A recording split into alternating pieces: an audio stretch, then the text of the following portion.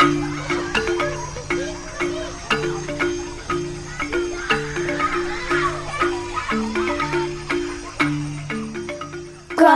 Up Weird.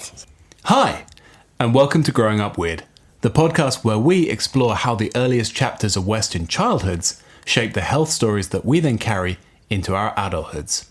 I'm Dr. Greg Dickens, scientist and consultant in medical innovation, and I am here with Dr. Gwen Bradbury. Hello. Who is a healthcare researcher, author, and your guide through the science stories and traditional strategies that connect childhood beginnings to lifelong good health. Each week, we dig into the newest evidence, understand how it links together, and walk through some of the changes that we in the West could make to give kids decades of better health. So, whether you're a parent, a teacher, a healthcare professional, or simply curious about how the body and brain develop over time, you're in the right place. Are you ready? Have you got a cup of tea? Good. We begin, as ever, with the news. You know I said I was going to change that intro. I never actually did that. I'm not sure if we should. I like the old intro now. I've changed my mind. But we should begin with the news. Gwen, do you have any news? I do have some news, yes. I also have some news. Okay. I've received feedback that I did too many pieces of news last time when there were like 5. So I'm going to limit myself to 2 this week. Sounds great. Well, I feel a little bit bad because mine is a paper that came out a couple of months ago and it's been on my list of papers to talk about. And so it's actually like not the newest of news, but it's still pretty interesting. So you don't just talk about your entire list in one go? No, I don't. No. I could learn from you. Now I understand. We have strategic differences here, Greg. Yeah. Oh, you have a strategy and I don't. Come on, what's your news then? Okay, so my news is looking at whether giving antibiotics just during labour has an effect on the baby's later health. Okay, interesting.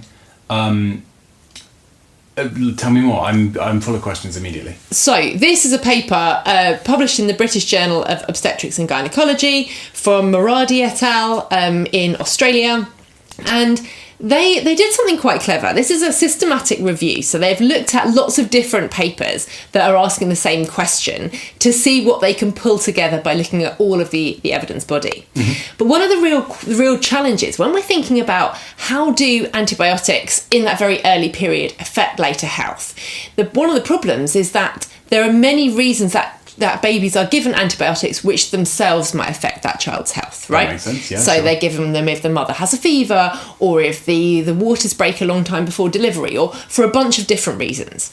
And that can make it quite hard to pull out what the association is with giving antibiotics for a very short period of time. And so what this group did is they looked only at studies that were looking at women who tested positive for Group B Streptococcus and who were given antibiotics during labour. Okay. Let me just unpick that for a moment. So a reasonable proportion of women carry this bacteria called Group B Streptococcus in their vagina most of the time, or it's there and it comes and goes. But in a very small proportion of those cases, the baby can develop severe illness and can be very sick or even die. And this means that in some places, women are tested routinely for Group B Streptococcus and are treated with antibiotics.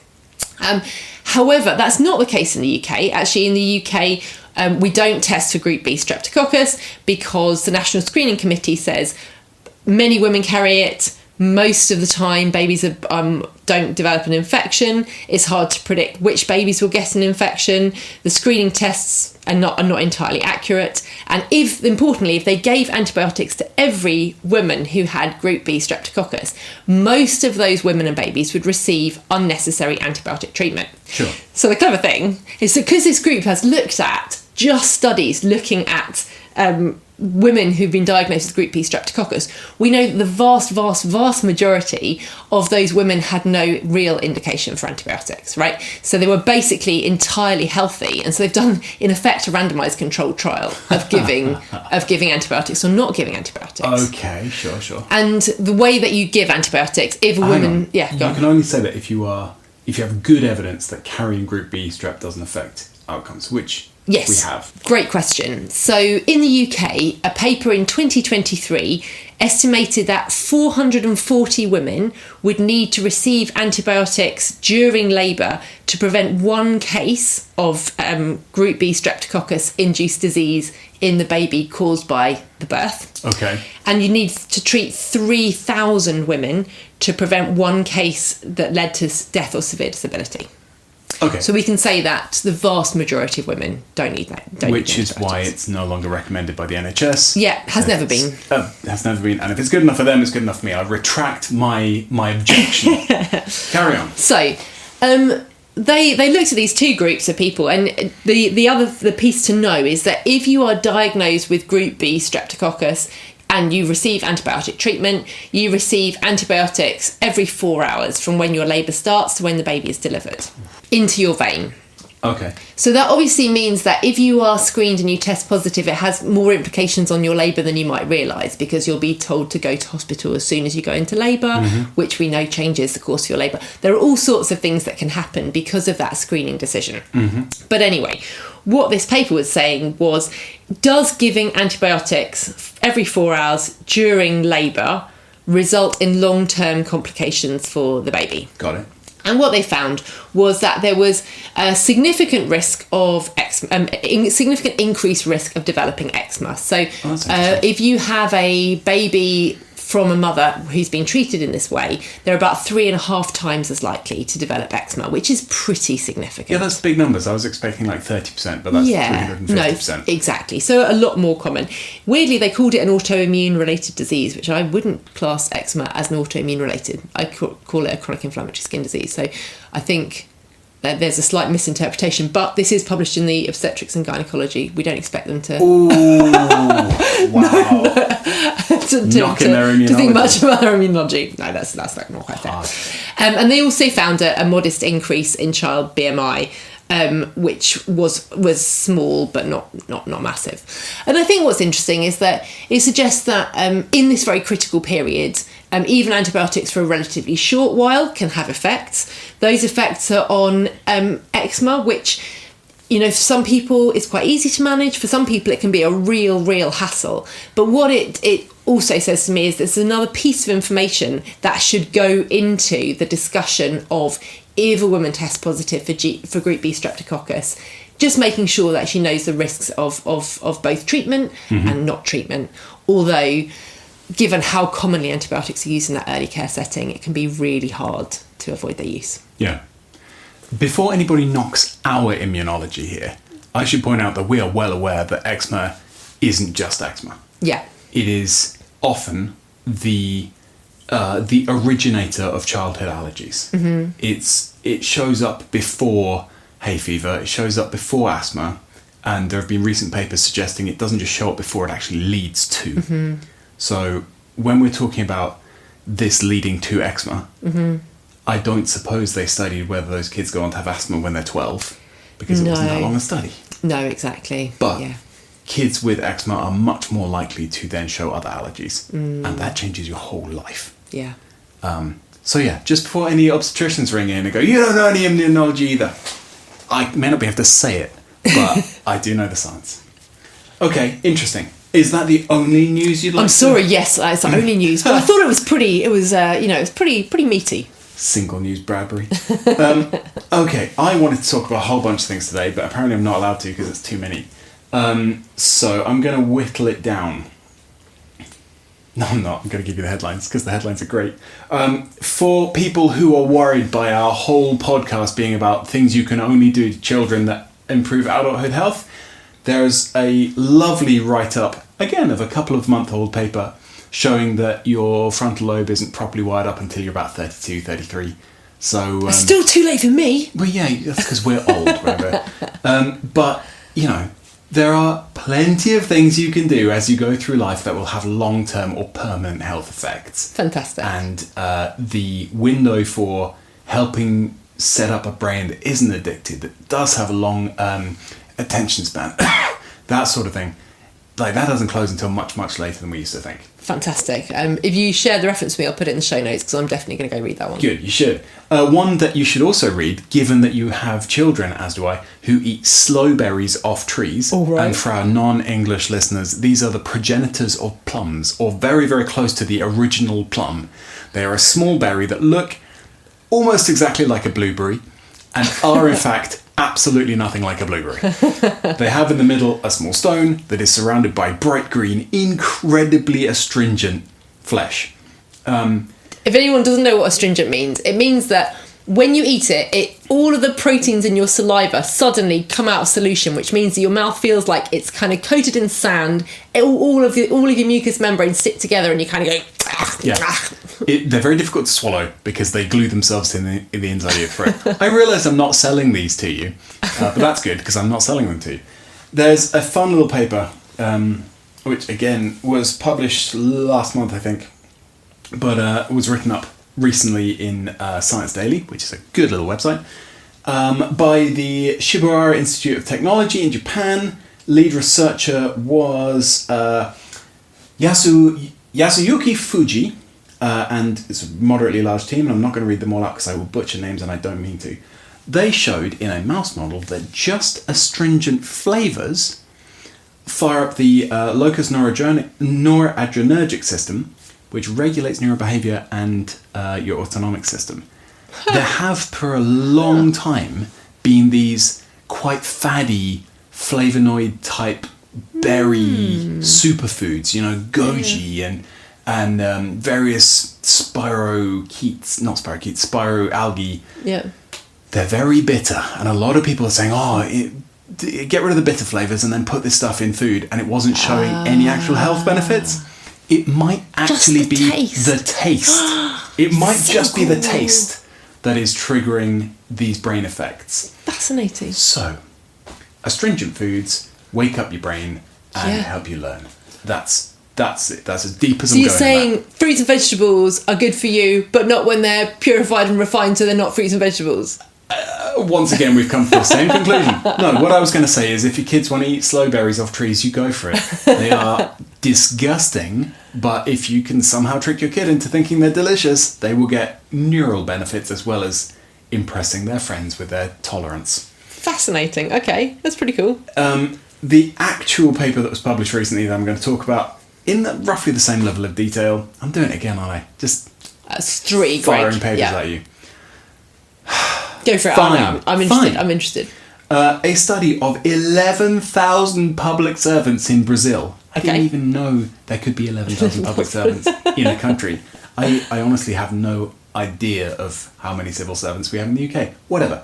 A study of 11,000 of them in Brazil, aged between 41 and 84 years, showed that those who could report having more adverse childhood events, we've talked about this before, in childhood, did worse on a short form how fit and healthy are you obstacle course, effectively.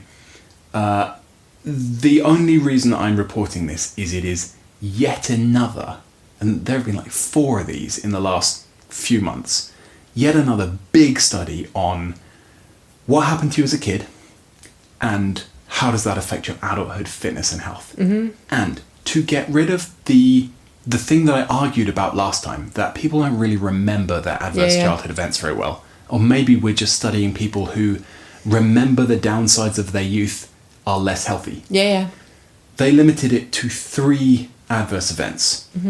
Death or desertion of parents. What was it? Household member incarceration. And divorce. And that's it. That was what they looked at, because you can't really fail to remember those, and you can't really make them up. I guess you could, but I don't think anybody would. And they showed quite clearly, if you have one, you've got roughly 18% higher chance of failing. So they scored people on this fitness and movement test, and you had a pass or a fail. They just dichotomized it. You had an 18% higher risk of failing if you had one of these events. That went up to 19 apparently if you had 2, and then as you get to 3, you're up in the 36, 37, 38% higher chance of having a fail. It was very simple. The stats are very simple. The study itself is very simple, but it's powerful, and it adds weight to this whole adverse childhood events. As we heard before, potentially within a cultural setting, although I think these three are quite unequivocal. Slow you down as an adult. So, yeah, I'm not going to put any spin on that at all. That's the evidence. No. I remember seeing that the rates of a child having a parent who's incarcerated in the US are crazy high, like 1 in 8 or something. Absurd. I can't remember. Don't quote me on that. Not because the men who are locked up have got 900 children. Because otherwise it'd be Elon Musk and Donald Trump locked up. I'm going to knock them every single episode of this thing until it gets me thrown out of the US. Not that in the US, to be clear. Okay, there you go. There's the study I thought needed saying. Yeah, fascinating. Thank you. Basic but powerful. Let's talk about the actual thing we're here to talk about. Gwen, you've written another article. Yeah, it's another winner. It's about the beautiful game. It is about the beautiful game, yeah. As a football fan myself, I'm a big enjoyer of this article. Pray tell, what's it about, Gwen? So, the article this week is about how to help children enjoy football without incurring some of the costs that can come that we don't necessarily see. Yeah, like 130 quid for a shirt. 130 quid for a shirt, my goodness. Some of the costs that you might not see, that some of us do. Okay, interesting. So let's talk about football then. Why are you talking about football? I understand what you're talking about football. Why are you talking about football? It's really common. It's a massive part of loads of kids' lives. You don't say? Yeah, especially boys. No matter, despite all the efforts to try and get more girls involved in football, it's a massive part of many boys' lives. And let me just be clear here, we're in the UK, so what we call football is what other people might call soccer. Are there any other names for it? Football. Football, I've seen it played, yeah. I think that's slightly different. I don't know though. Football. Foosball, I know, is different. But yeah, we are talking about the black and white sphere being kicked around with your feet. Yeah. No picking up, no running into people. Perfect, yeah, thank you. There you go. There you go. You should be writing Football, defined. Oxford English Dictionary, I am open for consultations. Okay, so what are the upsides to football then? Why is it good that it's part of these kids' lives? I mean, football is really fun. It's really motivating. And for that reason, it's a way that is often the big motivator that gets kids out and playing and interacting with other kids and learning how to work as a team. There are lots and lots of benefits that can come from playing football, and that is why many parents think, that this is the sport to get my kids into. Many parents, include me within your Venn diagram of many parents. I have had the kids outside playing football with me, not just because I can't see a football and not kick it, but also because I assumed that it was excellent for them. Yeah. And I love the, I'm just going to pick up on that, I love the fact that you're like, I can't see a football and not kick it. Because from an evolutionary perspective, there's a paper linked in the article where they were like, why is football so motivating? I can't remember, I think there were a few pieces. I saw it in the article. Yeah, what were the bits we pulled out? Why is it such an evolutionary... The bits that I quite liked were we're effectively... we're one of the world's very few distance pursuit predators. Yeah. So we run after stuff and then throw stuff at it. Yeah. And one of the really interesting papers on that showed that you can chart when people stopped running after stuff and catching it and started running after stuff and throwing stuff at it, because our shin to femur length stopped pushing us towards pursuit. And at that point, our shoulders started becoming launchers rather than carriers. That's cool. And you can just see these really, really faint changes in the bone with a wishful eye, which I think some paleontologists have. But there's a good paper on we are not just runners and catchers, we are runners and throwers. Yeah. Which is kind of cool. And then footballs, they run away from you, unpredictably sometimes. And then also you can launch them. And then you can launch them. Oh my goodness! It's like all of our motivations in one. Fantastic. Okay, so that's why football is so motivating for so many children. Okay, and that leads to some benefits. Yes. Yeah, absolutely. Fitness. I mentioned some of them already, but fitness, team skills, strategy, time outside, time covered in mud. Yeah, exactly. Spent resolving conflict when somebody's done something you don't think they should have. Yeah, absolutely. Fine, you're right, you did list those. I just wanted to go over them again. I can sense there's a relatively large butt in the room. Now, it's not yours. What are you about to say?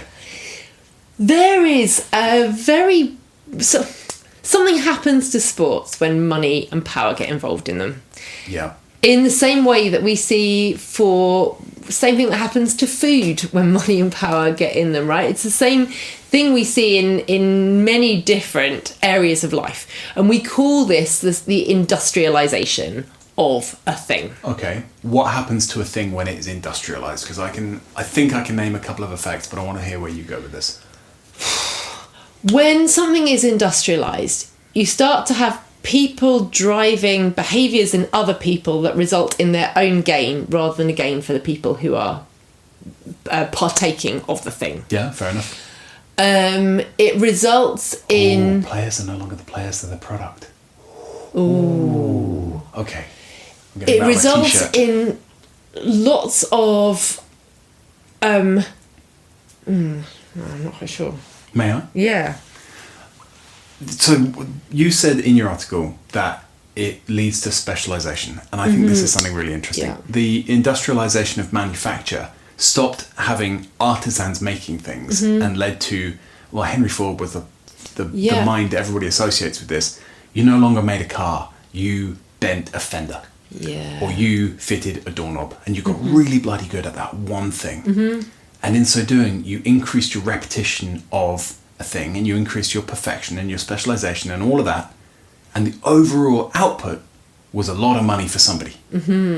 But you yourself became a machine.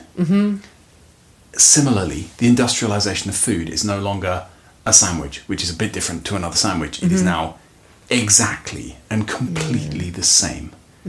And the same thing again and again and again and again. And that repetition and specialisation, I thought, is probably the strongest link here to the loss of health benefits from football. Would you say that's fair? Yeah, I think that's a really good point. And actually, one of the things I think I was quite surprised about, maybe naively, when I was looking at the evidence, is that you would expect that with industrialisation and early specialisation, there would be an effect on performance, because that is what we see with industrialisation in many other sectors, right? That's the purpose of industrialisation. Sure. Ford's cars were better. Were better, exactly. But there's something a little bit different about the human body and many sports. For a few sports where you need to get to be able to do something as early as possible in life, and all of the competitors are very young, then there is a good rationale for specialising early. But for loads of sports, including football, where actually people tend to peak sort of past the end of adolescence, it looks like there's not a big performance gain of early specialisation, because although you might be getting better and better and better at performing a certain movement, what you are losing is the body resilience that allows you to basically not get injured before you reach your goal. Now, we've talked about body resilience and impact resistance and all of that before.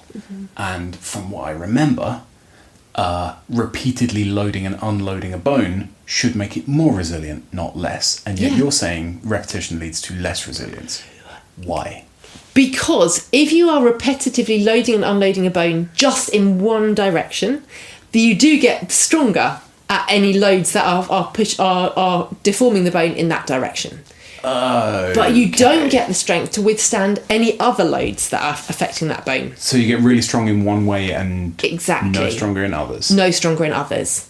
And that can lead to, it can mean that you are more vulnerable to injury just because you've got an area that is less strong, but it also means that you're not developing all of the other tissues around that bone or whatever the structure is, which help to bolster it against those loads. So when, not to point fingers here too much, but when your Chelsea player takes a dive because they've been gently tapped on the outside of the shin, they may actually still be as strong as a 6-year-old on the outside of the shin, but as strong as a world-class athlete on the front and back of the shin. I guess. Fascinating. So certainly there is the making tissues stronger piece. But the other piece, which is even more important in early childhood, is creating the ways that you move.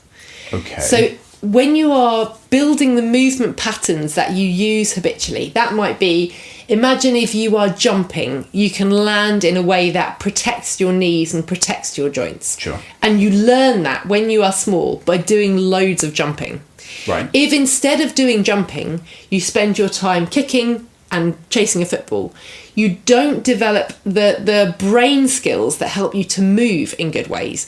And actually, we think back to that very first article we wrote, over a year ago, and we said, why is it that the rate of cruciate injuries is up 2,000% since the year 2000? That is what we see. And that's not necessarily because the cruciate ligament is weaker. It's because those children who either haven't been doing much movement or have been only doing a very limited amount of movement, they don't have the movement patterns to save them when they are twisting their knees in a funny way. Okay, now, at this point, I'm going to come to the defence of football. Because I'm a kid of the 80s. Actually, that's a lie. I'm a kid of the 90s. I was a little tiny larva back in the 80s.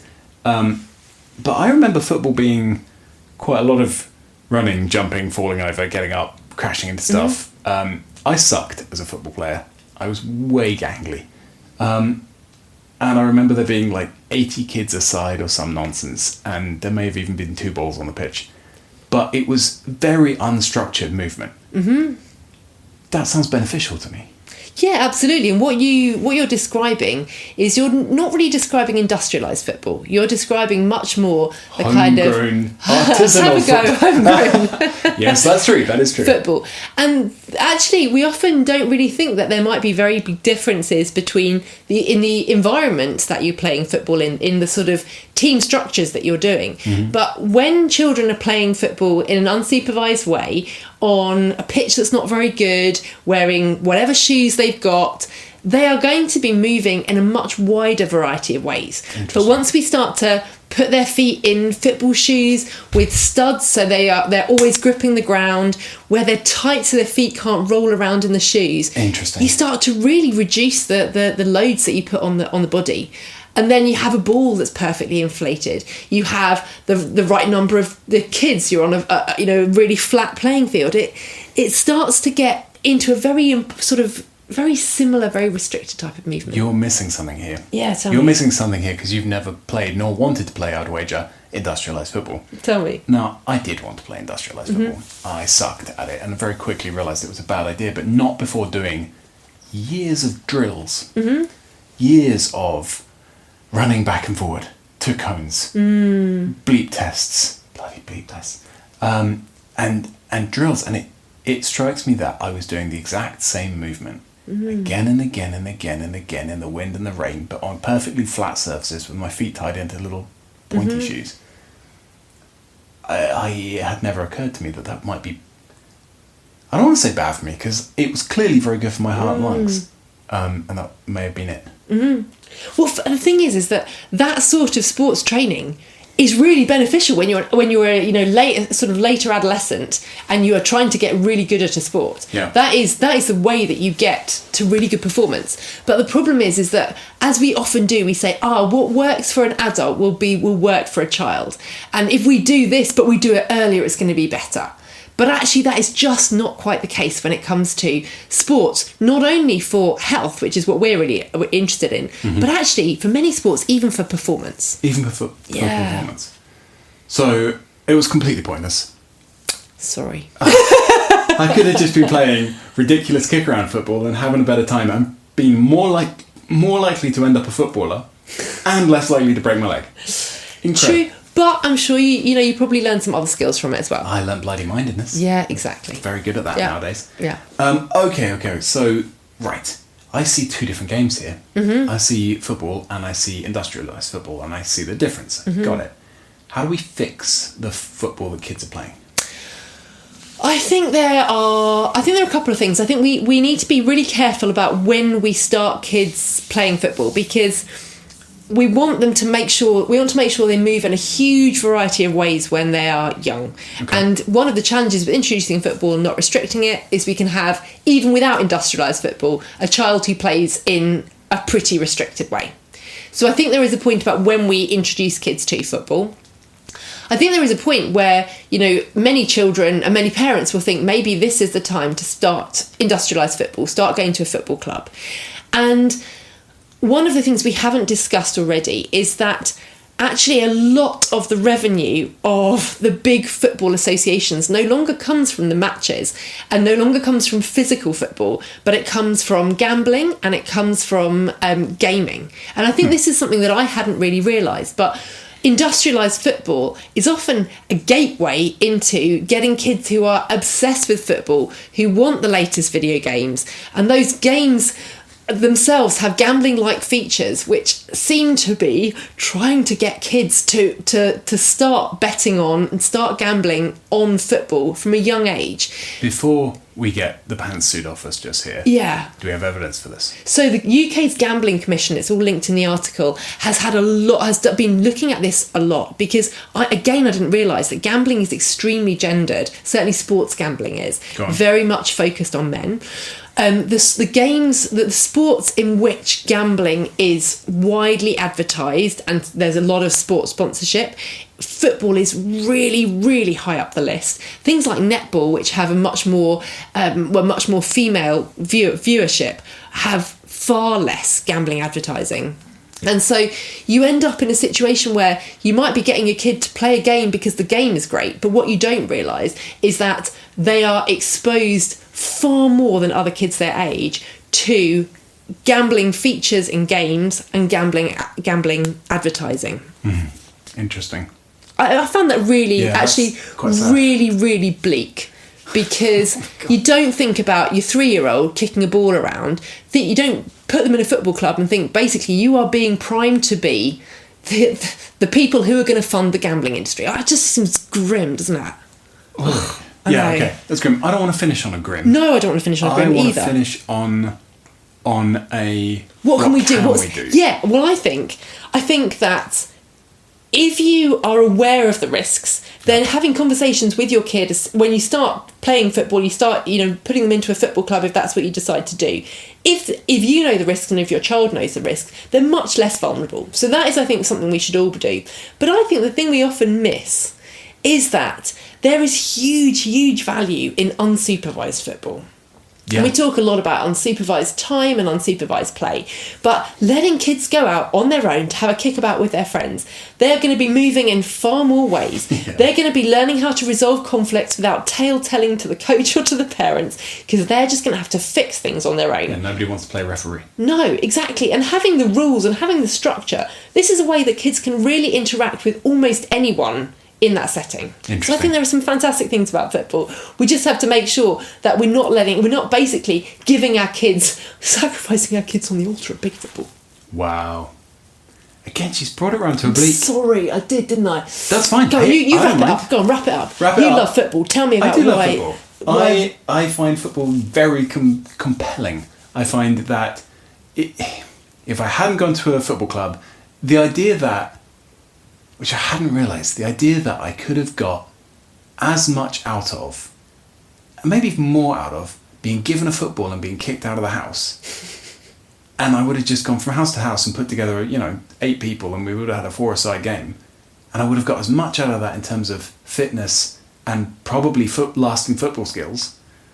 I find that fascinating. And it makes me think, I'd just give my son a football and kick him out of the house.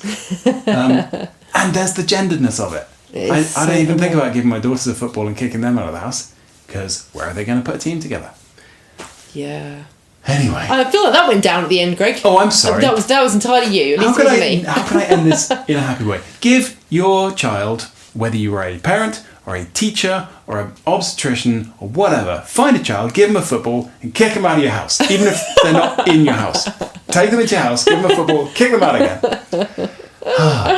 To wrap up, do we have a listener question? We do have a listener question. It's a really good question. So last week's post was about salt. So what the body uses it for, what do young bodies need, and what we should do. And we talked about how we don't need to do exactly what the guidelines suggest in terms of very heavily restricting salt, if we are eating not very much sugar and we eat a lot of minimally processed food. right? And we don't drink milk, if I remember And we rightly. don't drink milk. Yes, great one. One of the questions that I got back was, well, how do we know if all the studies that have looked at high salt diets and adverse outcomes in people, maybe that's just because salt is a proxy for ultra-processed food. So how do we know whether salt itself is bad or it's just another way of saying ultra-processed food is bad? And I think